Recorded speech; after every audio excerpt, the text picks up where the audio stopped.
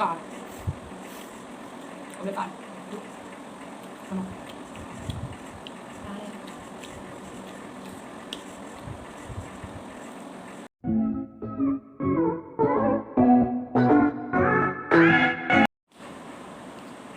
Hi mayam utaramna aigi channel asida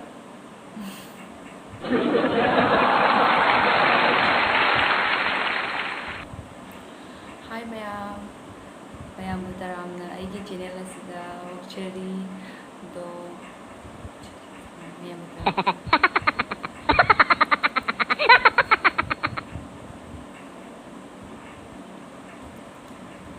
Hi mayam utaramna wakchari aigi channel asida ay hajik hinjang napi le bisu chatkan ni dagi parlor su chatlugi ba pisumje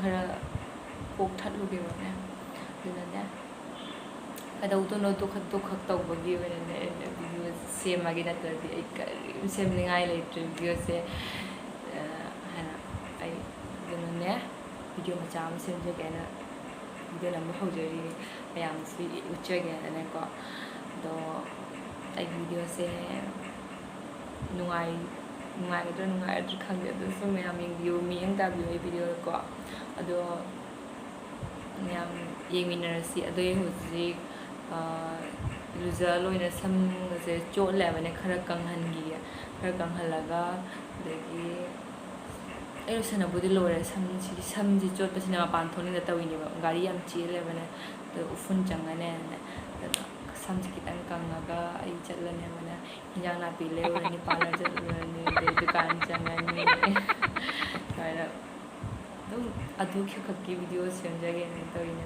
video machang ka pui rawi matungda kitang time phangba siga semge ne ko to mayam yeminarasi ko imani bin ko offline ngara adu mara thong chak ne sa hal hidang beta to de ji jare imong mo sala ne jare ga dia namanya wakan khalka sum hadi kado mani hidang api le ne tai ka ay ko se namnam ni do ay ko phang de ne wang lang ni de ko offer ko ne chalwa ni halan wan tu ni chak thong ani to na ko de inde na chatte ne man de sala so na ye mai no ba bis na sa ne video sa nam hala ben jam khal bi kare bi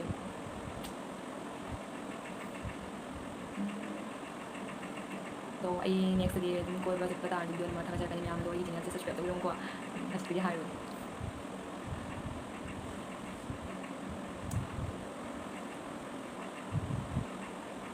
आई थोड़ा ngầu của bạn like trên tầng like trên tầng rồi bạn không có mua luôn đầu mày ay lesson ke kata-kata sampai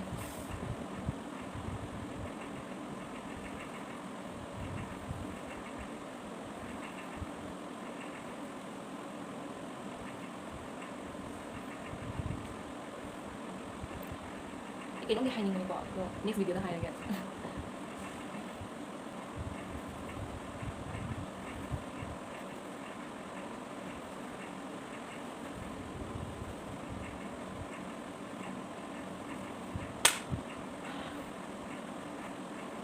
enggak ay bisa lagi tuh bisa lagi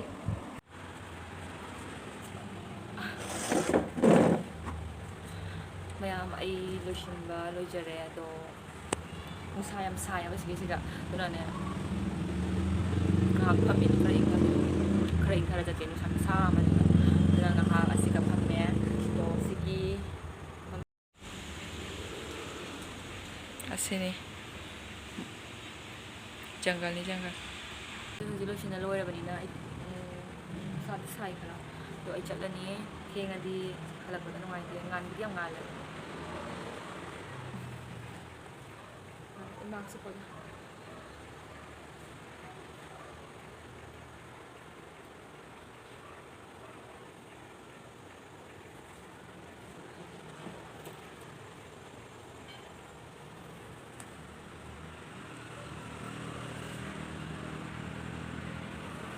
lepas jagung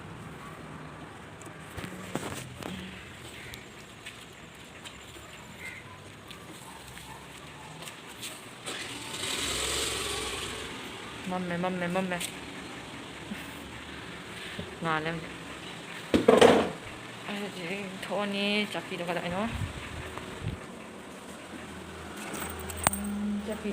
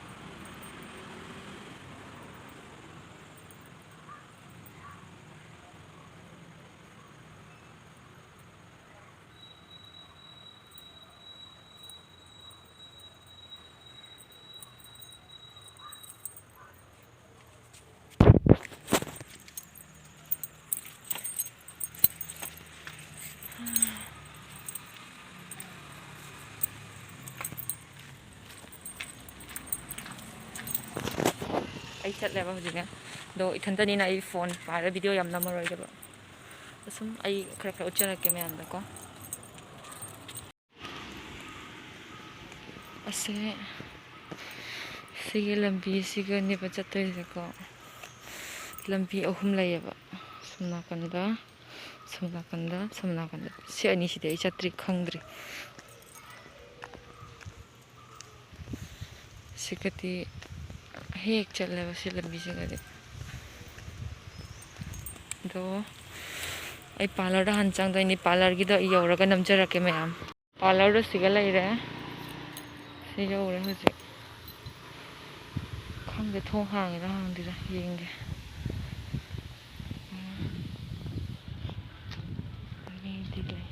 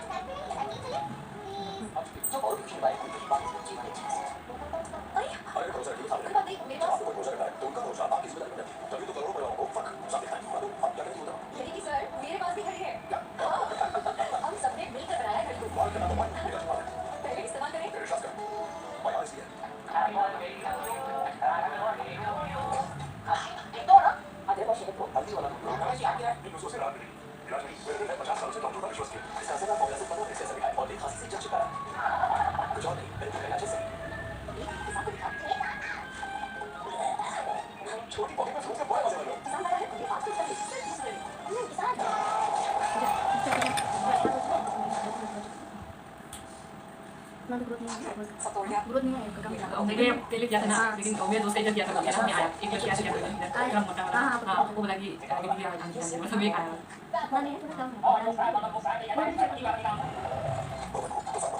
Wala na, yabi na. IAS में सबकी शक्ल Line lagi है। kat. कौन से बोल रहे हो? नहीं सर, गूगल से। सही है। और प्रिया कहती है बोलने से क्या होता है?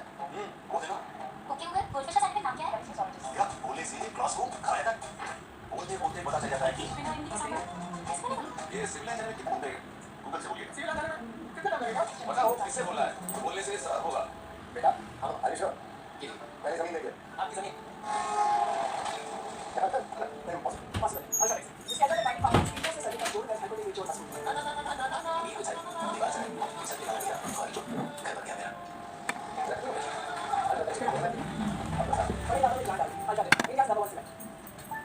आज करेंगे हम अपनी बात की चॉइस बनाते हैं इनकी नजर होती है कहीं और ये कहीं और घूम जाते हैं बिना सोचे फ्लिक्स देते हैं और नीचे में इधर उधर करते हैं जो इस बार इन्हें रोकिए और सोच समझ कर ये एक चॉइस फाइबर की गुणों से बना डायरेक्ट यूज करते हैं एलजीआर चॉइस अब आपके हाथ में Aquí ada socha. Jadi orang aja. Jadi kita just tahu. Apa nak? Just saja.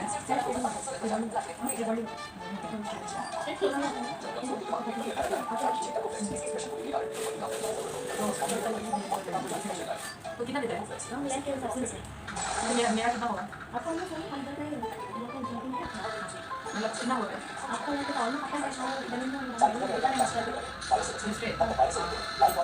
Ya, hacer marco.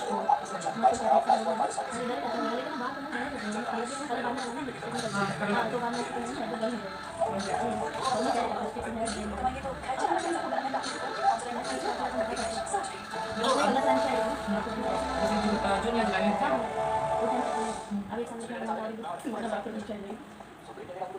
तो मैं सोच रही थी करने के लिए क्योंकि उस टाइम तो हम लोग का आईटी तो चला जाएगा ना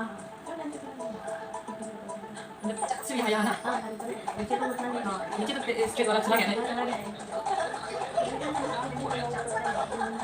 हाँ क्या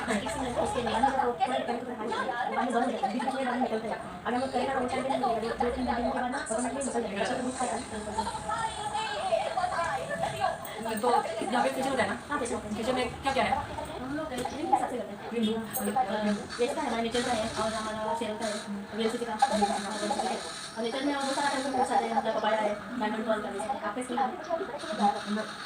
मेरा स्किन में कौन सा वाला तो वही होता है आज मैं आज हां वो क्या इधर पानी पड़ गया ना वो पूरा क्या तेरे पे बिल्ड है वो खेल रहा था तो मेरा वाला कौन सा होगा एक बार करेगा बाकी जो शेडो का भी है वो मैंने 7,000 सॉरी 7,000 है 7,800 उस जमाने में पापा की एक थी जो लंदन जाने वाले भारत के और ये ना वो इस वाला करेगा जब लंदन में थे वो भी गाने नेक्स्ट और क्या करेगा पापा को वैसे कितना कितना है अभी आपका ना 30 और 60 से शादी हो सकती है मैं आपसे पहले भी कह चुका मुझे शादी नहीं करनी जरा बड़ी सही है ये जो कह रहे हैं आप समझ गए ना शर्मा जी हाँ बिल्कुल समझ गया अब मैं दिखाता हूँ आपको एक देखो ये हाँ बढ़िया मेरे पास भी है ये देखिए छोटे साहब एक लड़की की फोटो बहुत अच्छी है ना छोटे साहब ये देखिए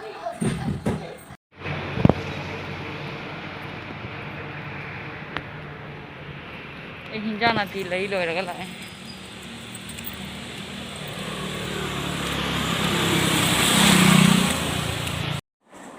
हाय मैम आई हजी आई हल्लेबने आई हल्लक वीडियो लमजरक्ट्रे नुसा सामन्ना दो अना हल्लागा नूडल्स का ऑमलेट का तौरेबने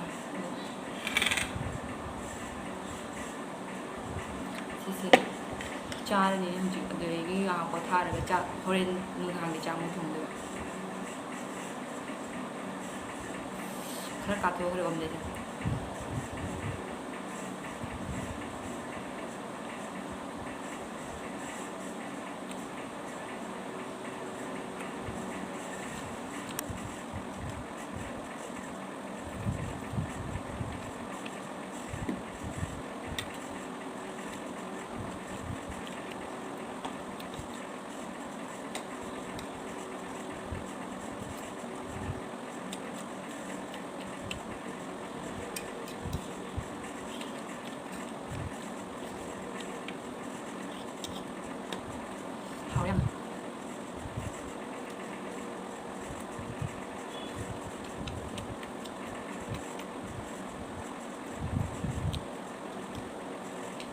na ko hiyang namin sila ko.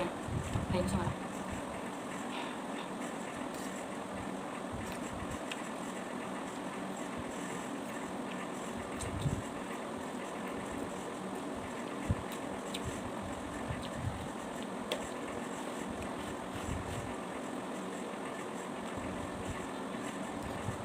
Còn không biết còn không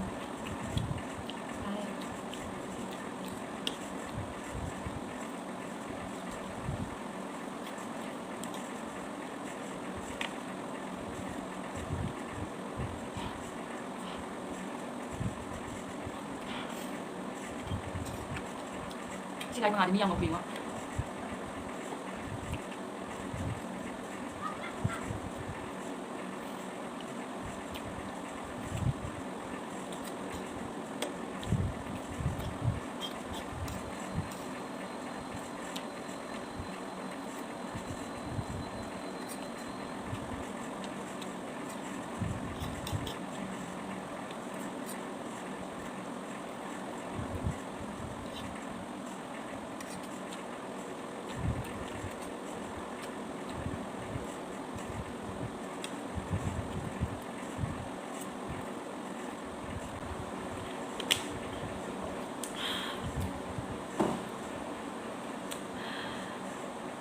ꯑꯗꯣ ꯃꯌꯥꯝ ꯑꯩ ꯆꯥꯕꯁꯨ ꯂꯣꯏꯔꯦ ꯑꯗꯣ ꯉꯁꯤꯒꯤ ꯚꯤꯗꯤꯑꯣꯁꯦ ꯁꯤꯒ ꯂꯣꯏꯁꯤꯟꯖꯔꯅꯤ ꯑꯩ